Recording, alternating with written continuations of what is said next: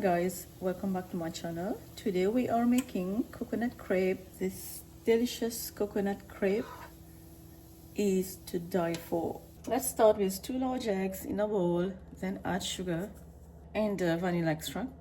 Using an electric hand mixer, I'm gonna start mixing this. Now we are adding melted butter, unsalted coconut milk. Just use a low speed to mix, or you can just use a hand whisk, but it's better to use either a blender or a hand mixer so we're not gonna get any lumps. Okay, so now we are adding all-purpose flour, baking soda, and gently mix. And that is it. And let me show you the consistency. Should be like this. And now using an electric hand mixer, you can see there is no lumps at all. You can just take all the ingredients, add all in a blender and blend them as well. I'm using a non-stick pan, and take about half cup or a little bit less depending on the size of the pan. The crepe has to be very teeny tiny, so I'm just gonna add that and try to move it around until you can, until it stops. So as soon as the crepe cooks, it won't move. And that's it. Over medium-low heat.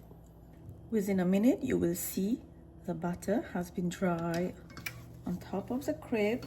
And now we can flip it and let it cook on the other side. Meanwhile, this is cooking, we are adding some coconut.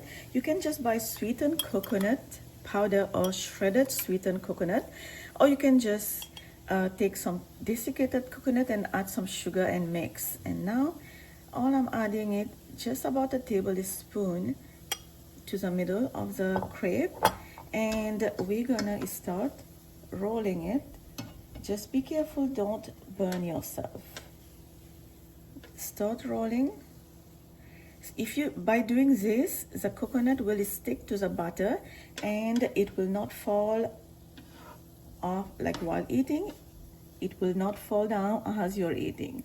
So now we are just gonna let it cook just like that, both sides, just to get a little bit color, and keep the heat over medium-low. Flip it time to time until we see some golden color on top of the crepe.